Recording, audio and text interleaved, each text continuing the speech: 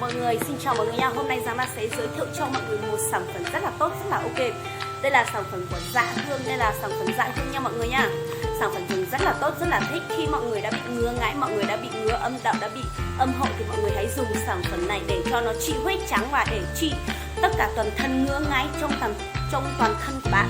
Nếu là bạn đã được sử dụng carbon này, chắc là bạn rất là thích và chắc là bạn cũng rất là hào hứng về sản phẩm carbon này. Và ở đây còn nữa, sản phẩm Dạ Hương này là một sản phẩm dùng rất là thích, rất là ok. Vì bây giờ Giang đang tận dụng một sản phẩm thế này, Giang đang dùng và Giang đang bán, nó rất là chạy trong thị trường. Và sản phẩm này chỉ có trong trạm y tế và sản phẩm này nó chỉ có trong ít khi có những cửa hàng mà nó có thôi. Nên là Giang dùng Giang thấy cũng rất là thích và rất là ok. Bạn nào bị ngứa ngáy, bạn nào bị như thế nào thì hãy in cho Giang like nha. Nhớ trong trả lời ít lúc cho này, ít lúc cho ở trong chắc lời như có xả tàu, thế có xả dối, thế là chỉ cho các từ khen, thế cho là oppa, có các chỉ thóc gió, có các chỉ thóc mông mót, có các lúc theo mót, thế có các lúc theo mót chỉ thóc tàu cũng giờ đâu này. Ok, lúc này giờ ít lúc cho trong chấp lời nhớ cho họ biết Việt Nam, lúc cho nó như chỉ cho tiếng nhất họ biết Việt Nam xứ như chỉ nhớ cho Singapore, nhớ cho Singapore này, Trung Quốc này, Hàn Quốc này, Campuchia này. Và sản phẩm này nó vẫn là ở trong Malaysia, là nó ở trong 4-5 đất nước nha mọi người nha. Sản phẩm này nếu là nó là một sản phẩm ra ngoài thì chữ của nó sẽ khác và chữ của nó sẽ viết khác luôn. Ok, ở đây lại còn một sản phẩm carbon nữa. Đây là một sản phẩm của hãng Linh Hương. Đây là sản phẩm của Linh Hương nha mọi người nha. Đây Dạ Hương ạ. Đây là sản phẩm của Dạ Hương rất là tốt luôn ạ. Đây là Dạ Hương, cái lọ của nó rất là bé nhưng mà bạn dùng được 2 tháng đến 3 tháng liền nha mọi người nha. Sản phẩm này nó rất là hấp dẫn và dùng rất là thích. Ok, nó cũng có cả hàng giả và hàng thật luôn. Cả sản phẩm của Thiên Nhiên Linh Hương nữa, Linh Hương Thiên Nhiên ở đây vẫn là một sản phẩm của Thiên Nhiên Linh Hương. Nên là sản phẩm này dùng rất là tốt, bây giờ họ đã bán rất là chạy trong thị trường nha các chế ạ. Đây nếu là mọi người muốn thì hãy in cho Giang là đây sản phẩm thật, sản phẩm 9 tháng, sản phẩm đã có sáng đây rồi ạ. Thì mọi người ai cần hãy in cho Giang, hãy in cho Giang nha mọi người nha. Nếu là mọi người muốn ngứa ngáy thì mọi người muốn có một sản phẩm để dùng cho mọi người thoải mái và để cho mọi người đừng có ngứa ngáy. Ai sảy thai, ai có thai, ai phá thai, ai sinh con xong mọi người ai cũng dùng được nha.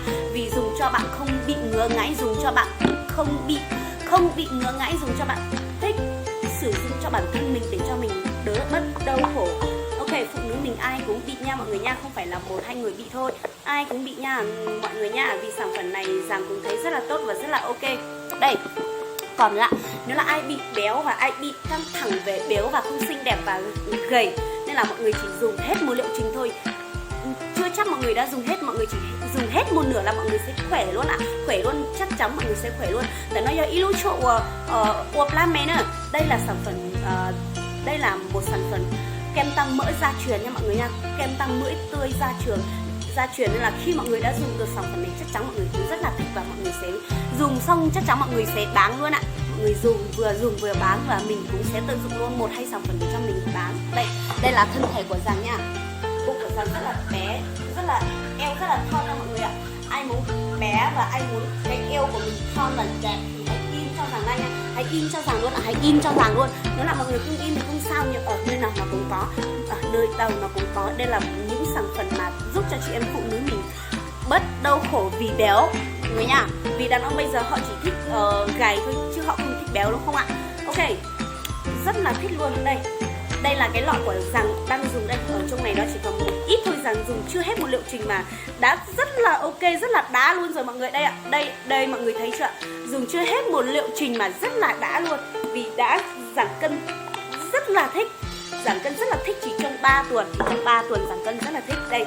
Đây là những lọ mà mới nhất mà Giang đang có thể đang bây giờ đây. Ai muốn mua và ai muốn in thì hãy in luôn cho Giang ạ. Đây sản phẩm rất là mới luôn, mới tinh luôn ạ. Chắc chắn bạn khi bạn sử dụng carbon này bạn dùng rất là thích đây. Chắc chắn bạn dùng rất là thích. Đây là sản phẩm bên Giang nha, dùng ok lắm các bạn ơi, dùng rất là ok luôn, ok luôn, dùng rất là thích luôn nha. Đây ạ, đây nó đã chẳng hết ra ngoài luôn, rất là đầy luôn. Đây, Giang sẽ bôi luôn trên tay ạ. Đây, nếu là bạn muốn ở chỗ nào bạn muốn gầy và bạn muốn thon như em thì bạn hãy dùng luôn một sản phẩm. Sản phẩm này dùng trên tay cũng được nếu là tay chân bạn béo, nhưng mà sản phẩm này không phải là dùng mà thuốc nó vẫn nguyên ở đây nha. Dùng xong là thuốc nó tăng hết đây, mọi người thấy không ạ?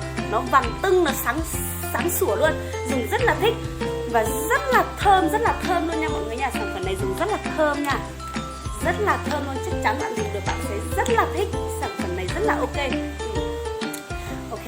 nhớ giống này lúc cho nó vậy lúc cho quần gió nên lúc chế tu thế cho nên lúc gió nên lúc chế kho mình nhuận này vậy như thế nên linh từ sáng tàu nên linh từ lời dũa cho nó lấy thế cho nó dùng xí trong tại nên lúc xí thẳng qua nên ta tại do thế nên ta tạo một món này cũng muốn tao đó giả chua đó luôn nó chế giờ dùng trâu nên cho kho trâu nên lúc chế tu kho trâu nên lúc chế tu còn nên chỉ xong một món còn nên lúc chế tu này nó họ chúa lúc nó chế sợi giờ lúc cho còn thầu này sao mình nhổ này dùng mình nhổ tàn này chỉ thoát ra thế vì ba tàu còn này chỉ thoát ra còn này chỉ thoát dầu thế chỉ này họ thì cho nàyพวกเขาที่cho này massage เขาเนี่ยหนึ่งก็บุษเตะจนเป็นเกณฑ์โอเคเกินโอเคชับเลยที่ในตอนลูกเอวจงก็ชับเลยยิ่งโอเคตรงนี้ในลูกเอสเกณฑ์นี้ยิ่งจงก็ชับเลยนั่นโอเคเดี๋ยวคุณท่านนี้ถ่ายลิลาซื้อมาชิงจีด้วยบ้า